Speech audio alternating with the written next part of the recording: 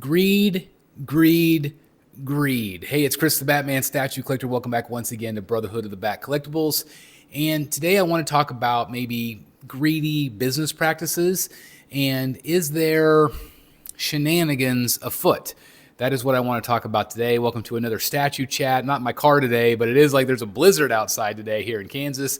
So definitely warm and toasty here in the Bat Cave. But I wanted to talk about this because somebody actually brought it up. And they were actually referring to a piece that I recently got in. And if you go to the website on the piece, there's a little disclaimer. And today we're specifically talking about edition size. Now, if you are not familiar with edition size is how many of a statue they are making. Okay, so let's say that I've got a Batman statue right here, and the edition size is 500. That means that worldwide, 500 are made. Now, sometimes, though, they might have an edition size of 500 on a regular and then 500 on the bonus exclusive. So that means basically a total of 1,000 of that statue will be made, although only 500 of that statue will be made with the special parts, if that makes sense, okay? So sometimes the edition sizes are quite large. Here in 2025, the edition sizes have been quite small because less and less people are buying because of the absurd prices that the companies are charging these days. And we say absurd, but also there are factors, of course, from the factory side of things and the license side of things. So obviously there are always going to be, monies that we don't always know are involved. But with that said, we can all agree that the prices are outlandish these days. But we're not going to talk about price necessarily. We're going to talk about edition size. Now, when a company says edition to be announced, they do that because they want to see kind of how many they're going to sell. Okay. Now, sometimes right out of the gate, though, they say, well, the edition size is going to be 100.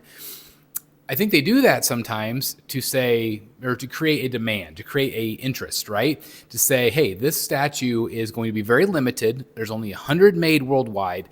And if you want to be one of the 100 that own it, you have to jump on it, right? You got to pre-order it really quickly, okay? Companies like when you pre-order because then they could take that deposit in, either full amount or partial deposit, and then use that to fund other things, okay? It's kind of like this domino effect.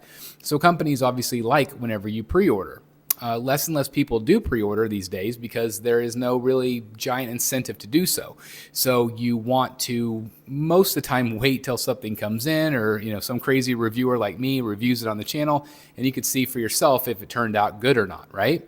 And so it is what it is. But a lot of times they don't set the edition size right away. That's something they don't do. But in this particular case, my Michael Keaton Batman, I noticed when I went to the website, it said that because of demand, the edition size increased, okay? And I know that this was done quite a long time ago. People recently think, oh, it just was done recently. Well, like the bottom of my statue had an edition size of 300, okay? So that change had been done quite a long time ago. But is it ethical for a company to change it? Now, they can because they could do whatever they want. They want to obviously make as many statues as possible. But is it okay for a company, let's say even like 4 or 5 months after the pre-order goes up, to change it, to say, hey, the edition size went up? I think if they have posted the edition size, I think absolutely not. I think that sucks. That is a slap in the face to collectors, okay? And a lot of times people purchase based on how rare it might be. Now, there are a lot of people out there that still feel like, oh, I want this statue so I can flip it. I want this statue so I know that I could sell it down the line. Well, nothing's for sure. Even statues these days that are highly sought after might sit forever in your collection until it sells because people are just not buying right now. People are not willing to spend absorbent amounts of money right now.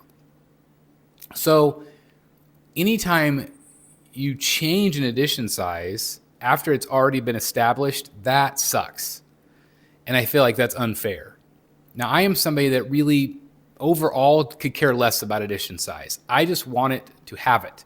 I want it to be in my collection because I love the character. I love the way it looks. Now, there are some statues that I have sold over the years that, because it's limited, like Sanity, it does give me peace of mind knowing that I'm going to be able to sell it down the road. Okay? So that's very valid, I think, for collectors to feel that way.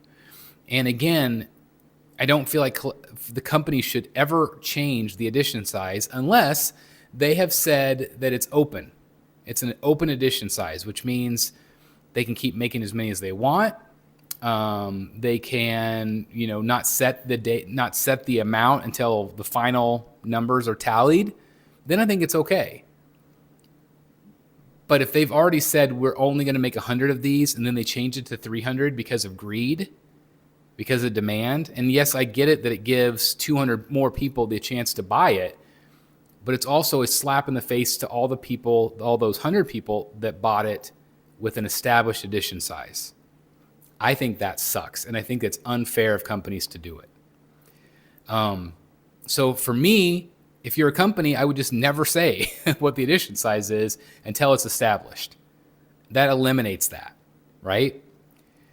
But I get why they might do it, to try to drum up business, to try to drum up scarcity, demand, right? But if you have a popular character, you're probably going to sell more than an unpopular character.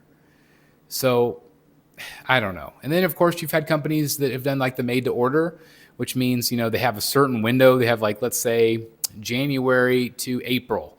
And whatever they sell in that amount of time is how many they're going to make. And then you got to stick with that. Now, if they say, okay, well, in that time period window, we had 500 people order. Well, never mind. We're going to go ahead and make another 500. That sucks. That is a slap in the face. So I do feel like that should never be done. Ever. Ever. Ever. Because it's just not fair. It's not fair. Now, again, the companies are businesses. They are for profit. So from the business side, I can absolutely see why they would want to sell more statues, why they would want to make more statues, especially if they know it's not going to sit in their warehouse and they have to put it on sale for the next 2 or 3 years. I get it. But it also creates a lot of ill will with their customers. That relationship between buyer and producer right now has to be like this, because everybody's jumping off the bandwagon. People are not buying right now. And if there's controversy with a company, whoop, there they went. There went your customer. So doing things that are on purposely going to piss people off, not a good idea in 2025. Greedy. May have worked for the last 3 years, but greedy is not going to work anymore with the consumers of this product, this high-end stuff. People are tired of that. That's going away. The greed has to stop because it's creating ill will. Now, again, the company is for profit, so they're going to do whatever they feel like they need to do to survive. Some companies aren't going to survive. But I think that it was because of overgreediness, lack of communication, and doing things like increasing edition size when they shouldn't have done it. That's what's shooting companies in the foot. Companies that are not doing those practices, they're still around. And they're going to be around for a long time because they have good customer relationships. They make good customer decisions. That's my take. I want to turn it over to you guys. What do you guys think about it? Where do you weigh in on a company adding things to an edition size after they've already posted it? I think it's unfair, unwise, it's stupid. Again, that's just where I weigh in.